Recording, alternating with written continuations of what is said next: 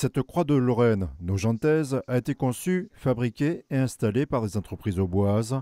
Pour son intégration dans la verdure du parc, les Bâtiments de France ont conseillé une hauteur inférieure à 6 mètres et un bardage métallique de ton-pierre.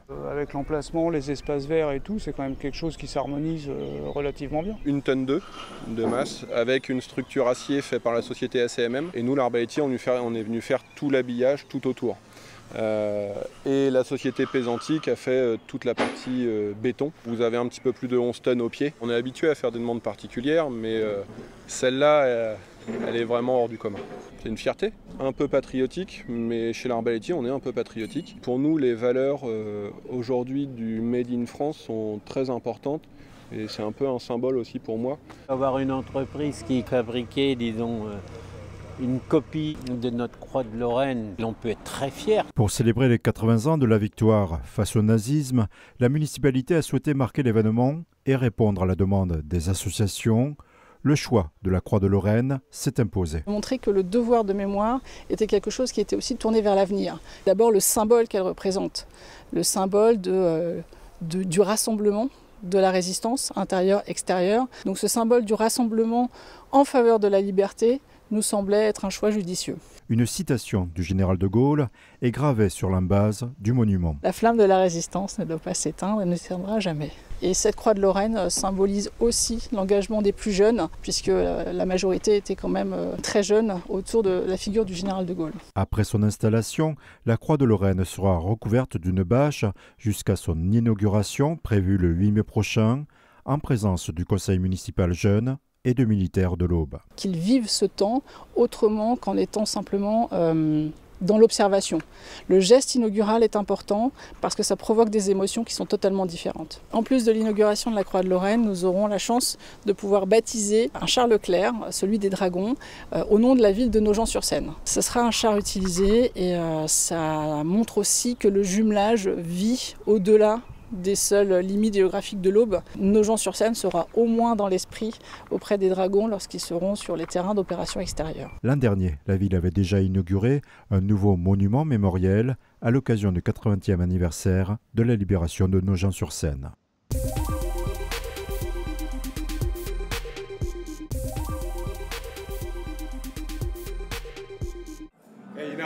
Dernier préparatif avant l'accueil des touristes pour le tout premier dîner de la saison au Club Med Vitel l'Hermitage, où l'activité a repris samedi pour un week-end d'ouverture qui affichait déjà complet avec près de 300 clients. Après 2 saisons raccourcies pour cause de travaux, celle de 2025 est donc très attendue dans un hôtel entièrement rénové. La clientèle est très contente parce que ça a remis au joug moderne l'établissement Vitel Hermitage qui était ouvert déjà en 1973. Et là aujourd'hui on a respecté justement avec l'inauguration de l'année passée l'art déco qui était symbole de cet établissement et de site. Et les clients ils sont très, très ravis de pouvoir profiter de la nature, du bien-être, du calme. Des critères très recherchés par la clientèle, issus pour la plupart du Grand Est, du Luxembourg ou de Belgique notamment, comme Maxime et sa famille, venus à Vitel pour se mettre au vert. Parce qu'on avait envie de se ressourcer en famille, et parce qu'on avait envie de faire du sport, de découvrir le coin, et puis parce qu'on aime beaucoup les Vosges et qu'on vient régulièrement dans les Vosges. Le Club Med de Vitel, vous l'avez déjà essayé? Première fois. On a déjà essayé d'autres Club Med dans le sud de la France, mais Vitel c'est la première fois. Et voici un des 11 suites qu'on a à disposition sur Vitel Hermitage. Situé à 2 pas des thermes de Vitel, le Club Med n'attire pourtant qu'une minorité de curistes. Les clients, essentiellement des couples, familles ou jeunes retraités, ont plutôt un profil sportif. Golfeurs, ceux qui ont des chevaux, du coup toute la partie équitation et centre équestre et les activités sportives terrestres qu'on a ici sur site. Autre facteur essentiel pour l'activité du club, la couleur du ciel, car le soleil provoque souvent des réservations de dernière minute. On a un peu regardé la météo, on a vu qu'il faisait beau pour se reposer au maximum après 6 mois avec notre nouveau bébé. On s'est dit que le Club Med c'était une bonne idée pour ne pas avoir de charge mentale et profiter. Offrir de bons moments et donc fidéliser la clientèle, c'est tout l'enjeu pour Lucas Valmori et les 130 salariés de l'équipe qui officieront à Vitel jusqu'au mois de novembre. Une saison qui s'annonce plutôt bien grâce au pont du mois de mai. L'établissement enregistre déjà de nombreuses réservations.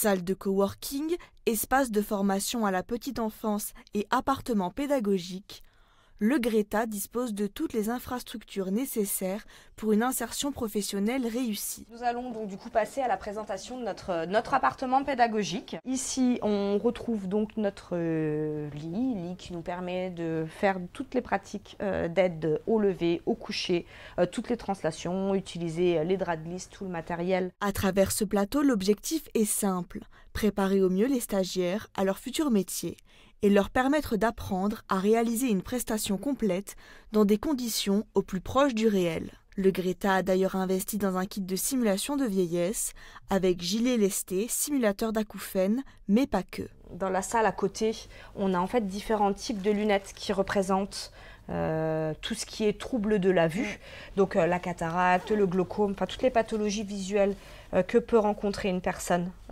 aussi âgée. Au-delà de former à des gestes et des techniques, on veut surtout aussi travailler avec eux les savoir-être de base essentiels pour exercer dans ces métiers, en l'occurrence l'empathie, la bienveillance. Du sol au plafond, en passant par la décoration, rien n'a été laissé au hasard. Différents types de sols, à la fois du souple, du rugueux, du PVC. Derrière vous ici, la moquette pour l'aspirateur. Et enfin, dernier revêtement, le carrelage pour pouvoir aborder d'autres techniques d'entretien.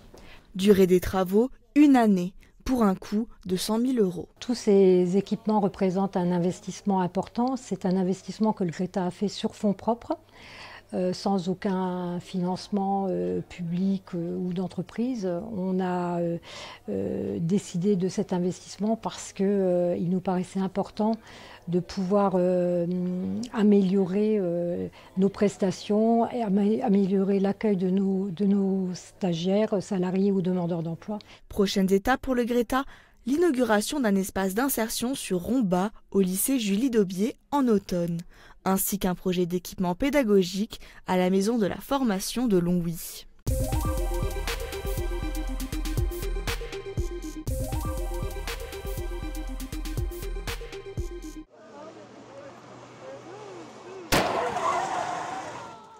Ce choc à 50 km/h représente environ 10% des accidents de la route. L'automobiliste l'a vu au dernier moment. C'est ce qui se passe tous les jours sur nos routes en France. Pour les éviter, une journée de sensibilisation est organisée à Talange. Avec un lourd passif qui date de 20 ans mais qui est toujours en mémoire de tout le monde, avec 3 enfants de 15 à 16 ans tués par un chauffard qui roule à grande vitesse. Donc elle a décidé de s'inscrire dans une action de prévention qui est en place depuis 20 ans. Des démonstrations plus vraies que nature pour illustrer l'importance des risques qu'encourent les usagers de la route et les piétons. C'est très éprouvant de voir ce genre de situation. Là, on sait très bien que c'est un mannequin, mais lorsque c'est la réalité, ça laisse à réfléchir. Les accidents, on les voit à la télé, on les voit sur écran, ça fait du bruit selon le volume qu'on met. Mais en direct, c'est quand même beaucoup plus impressionnant et je pense que la leçon porte beaucoup plus fort. Sur les réseaux sociaux, ces accidents font souvent des milliers de vues et les internautes ont tendance à les banaliser. On est vraiment dans le réel là, on n'est plus dans le virtuel. On pense tous qu'à 50 km/h dans une voiture, on ne va pas vite.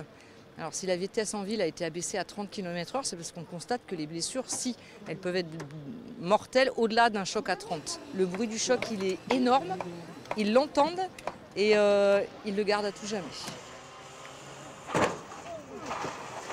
Cette année, sur les routes de Moselle, 2 personnes sont décédées pour un total de 41 accidents.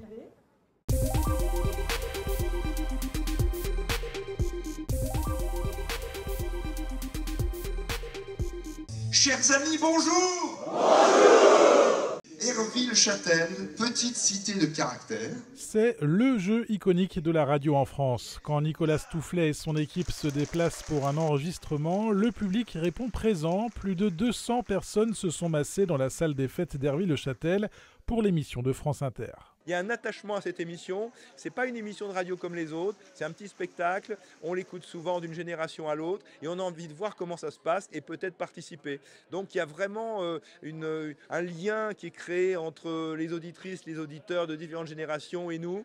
On se rencontre, c'est pas une émission de studio, c'est une émission en public Et il y a vraiment un public très présent parce qu'en plus le public est sollicité pour crier banco, banco, super, super, chers amis, bonjour, bonjour. Donc il y a vraiment à tous les niveaux de l'émission, il y a une participation.